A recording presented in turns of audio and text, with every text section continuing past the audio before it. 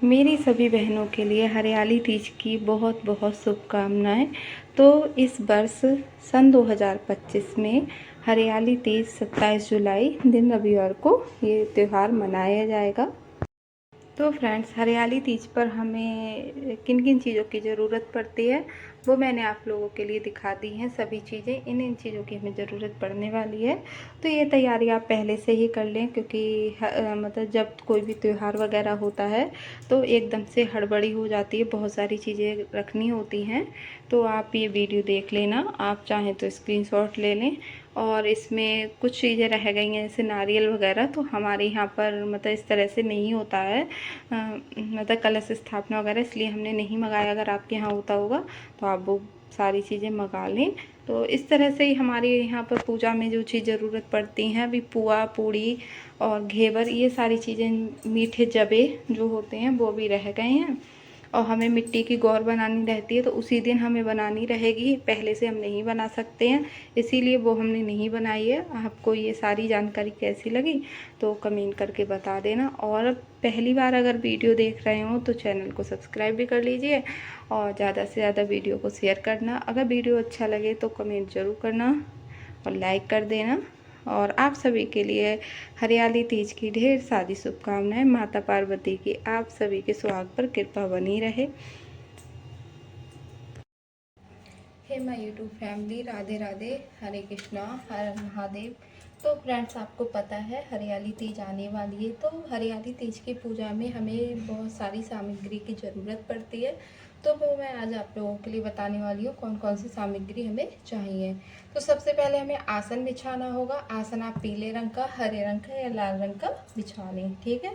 आसन बिछाने के बाद में आपको उस दिन सुबह जल्दी उठना होगा, उठकर स्नान आदि करना होगा। उसके बाद साफ स्वच्छ वस्त्र पहने। आप कोशिश करें उस दिन हरे रंग की साड़ी पहने, हरी हरी चूड़ियाँ पहने।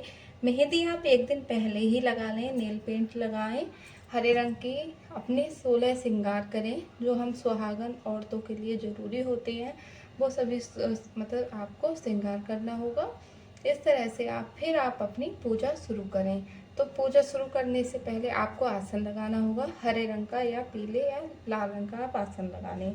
आसन के बाद में आपको अपने घर पे भोले बाबा का कोई भी मतलब फ़ोटो हो या फिर विग्रह हो वो ले लेना है। और इस तरह का अगर कोई फ़ोटो हो जिसमें गणेश भगवान भी हो तो और अच्छी बात है, नहीं हो तो आप इस तरह का भी ले लें, ठीक है। फिर उस दिन हमें गौर बनानी रहती हैं, मतलब पार्थिव शिवलिंग, जैसे मतलब गौरी गणेश और भोले बाबा मिट्टी से बनाने होते हैं। तो मिट्टी से जब हम वो बनाते हैं तो उनकी हम कोई भी मतलब पिंडी आकार में या कोई एक सुंदर सी आकृति बना सकते हैं, जैसी आपको आती हो। अभी मैंने ये शिवलिंग रख ली है बताने के लिए, तो इस तरह से आप शिवलिंग भी रख सकते हैं, ठीक है। हमारे यहाँ गौर बनाई जाती है, गौरी गणेश और भोले बाबा मिट्टी के बनाए जाते हैं, बहुत मतलब अच्छे करके। जो मैं आप बनाऊंगी तो मैं आपको दिखाऊंगी। अभी मतलब हरियाली तीज नहीं है इसलिए अभी मैंने नहीं बनाया, ठीक है। फिर हमें कलश लेना होगा। अगर आपके यहाँ पर कलश की स्थापना की जाती है तो आप कलश लें, कलश में मतलब जल डालें, उसके बाद उसमें गंगा जल कंठ तक बिल्कुल उसको भर लें, कंठ पर मौली बांध लें, इस पर स्वास्तिक बना लें।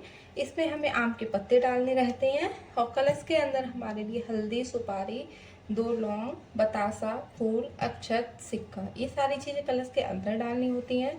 फिर हमें पत्ते लगाने होंगे, पत्तों पे भी हमें तिलक करना होगा। उसके बाद में हम पूर्ण पात्र इसमें रखेंगे, चावल या गेहूं से भरकर, जो खंडित ना हो। उसके ऊपर हम दीप भी रख सकते हैं। कुछ लोग दीप कलश स्थापना करते हैं, कुछ लोग नारियल रखते हैं। तो हम नारियल रखेंगे, नारियल पे एक चुनरी लपेटेंगे, उस पर मौली लपेटनी है। फिर हमें अपनी कलश की स्थापना करनी है। जहाँ पर हम कलश की स्थापना करेंगे तो जहाँ के भगवान बैठे हैं उसके दाहिनी तरफ करा जाए, मतलब भगवान जी के दाहिनी तरफ। आपका बायां हाथ होगा, भगवान जी का दाहिनी तरफ। जो दीप जलाएंगे आप वो भी दाहिनी तरफ, और जो आप कलश की स्थापना करेंगे वो भी दाहिनी तरफ। तो वहाँ पर आपको अष्टदल कमल बनाना है, स्वास्तिक बनाना है। कुछ भी नहीं हो तो आप चावल की ढेरी रख के वहाँ पर अपना कलश रख दें, मतलब डायरेक्ट कलश ऐसे नहीं रखते हैं, ठीक है। ये आपको समझ में आ गया होगा। फिर हमें लेना होगा माता रानी के लिए सुहाग, ठीक है। जो गौर मैया के लिए चढ़ाते हैं। तो उसमें आप कोशिश करें आपके पास हरे रंग की चूड़ियाँ जरूर हों उसमें, क्योंकि हरियाली तीज की पूजा कर रहे हैं आप। और 16 चीज़ें हों अच्छी बात है, वरना चूड़ी, महावर, इंगूर और मेहंदी और बिछिया 5 चीज़ें जरूर हों जो हमारी मेन मतलब सुहाग की होती हैं। ठीक है, उस पर आप पैसे जरूर रखें और उसको माता रानी को चढ़ाएं। चढ़ाने के बाद में कुछ सामान आप माता रानी से सुहाग के रूप में ले लें और बकाया आप दान कर सकते हैं। ये दान करना बहुत ज़रूरी होता है। जो कहते हैं जो चीज़ हम ज़्यादा से ज़्यादा दान करते हैं वो हमारे पास बढ़ती है। तो ये हमारा सुहाग का सामान है, तो इसको हम जितना दान पुण्य करेंगे उतना ही हमारा सुहाग बढ़ेगा। ठीक है, तो फिर ये सुहाग का सामान भी लेना होगा हमारे लिए। फिर हमें माता रानी के लिए लेने होंगे वस्त्र। तो आप इस तरह की हरे रंग की साड़ी ले लें। अगर आपकी सामर्थ्य साड़ी लेने की नहीं है तो आप ब्लाउज का जो पीस होता है वो ले सकते हैं, चुनरी ले सकते हैं। साड़ी में कोई भी पीला लाल कलर हो, हरा कलर मैंने मंगा लिया है हरियाली तीज की वजह से। ठीक है, और आपको भोले बाबा के लिए भी वस्त्र देने होंगे। तो वस्त्र में आप सफ़ेद रंग का कुर्ता पजामा या फिर पैंट शर्ट का कपड़ा या अंगोछा, रूमाल कुछ भी रख सकते हैं। और भोले बाबा के वस्त्र पे आपके लिए जनेऊ रखना होगा। ठीक है, और माता रानी के वस्त्र पे आप रूमाल भी रख सकते हैं। और वैसे कुछ लोग 5-5 वस्त्र करते हैं, तो वो करें तो वो करें। और इन पे हमें दक्षिणा रखनी होगी, अपनी यथासंभव दक्षिणा रखें जितनी आपकी मतलब रख सकते हैं। ठीक है, ऐसा कुछ नहीं है, आप 100 रुपये 50 रुपये जो भी रखना चाहें वो रख सकते हैं।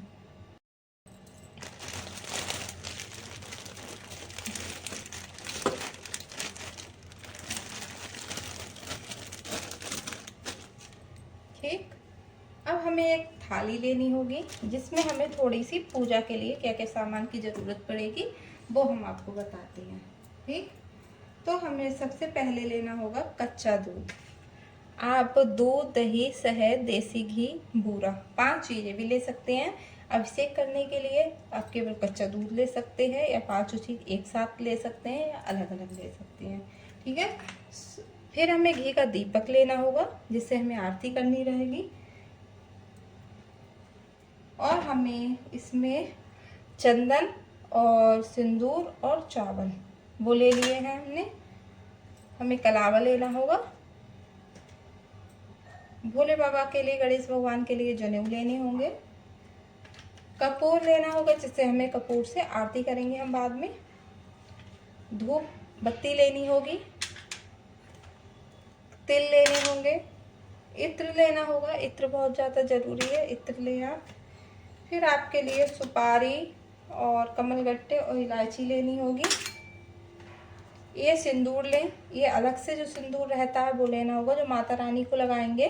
फिर माता रानी से हम सुहाग लेते हैं। अगर आपका सुहाग पिटारा वगैरह जो भी बोलते हैं वो हो तो वो आप रखें, पर आपका यूज करा हुआ सिंदूर ना हो, अलग से हो जो आप मतलब मैया को लगाते हैं वो वाला। ठीक है, चीनी चढ़ाते हैं भोले बाबा पे इसलिए चीनी रखनी होगी। और इसमें भस्म, ये भस्म है, इसमें भांग है, कुछ खुले पैसे रखने होंगे, जल की जरूरत होगी, माचिस। ठीक है,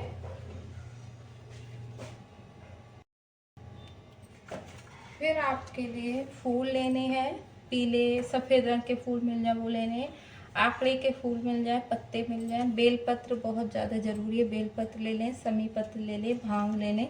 इस तरह से जो भी चीज़ आपके लिए उस दिन मिल जाएगी। जो धतूरा के फूल जो भोले बाबा के लिए प्रिय हैं तो वो आप ले लें। ठीक है, आपको फल लेने होंगे, फल आप 5 ले सकते हैं, 1 ले सकते हैं, 2 ले सकते हैं। और हाँ, हरियाली तीज पर घेवर का भोग लगाना ज़रूरी होता है, तो उस दिन आप घेवर मंगा लें तो घेवर का भोग लगाएं। और आपके घर में पुए पूड़ी जो भी बनते हैं वो रखे जाएंगे, जवे बनते हैं जवे रखे जाएंगे। आप पंचमेवा का भी भोग लगा सकते हैं, पंचमेवा भी ले सकते हैं। और कोई मिठाई रख लें। ठीक है, घेवर हो, मिठाई हो, कुछ में मिठाई रखनी होगी। और उस दिन आप अपने कान्हा जी के लिए ग्रीन कलर के कपड़े पहनाएं तो मेरे पास ये कपड़े हैं, ये भी रख लें क्योंकि हमें उस दिन लड्डू गोपाल की सेवा करनी रहती है, तो हमें अपने कान्हा जी के लिए भी हरे रंग के वस्त्र पहनाने होंगे। ठीक है, ये आपको रख लेना है। तो हमारे लिए इतनी सारी चीज़ों की ज़रूरत पड़ती है हरियाली तीज पर पूजा करने के लिए, तो मैंने आप लोगों के साथ सारी चीज़ें शेयर कर दी हैं।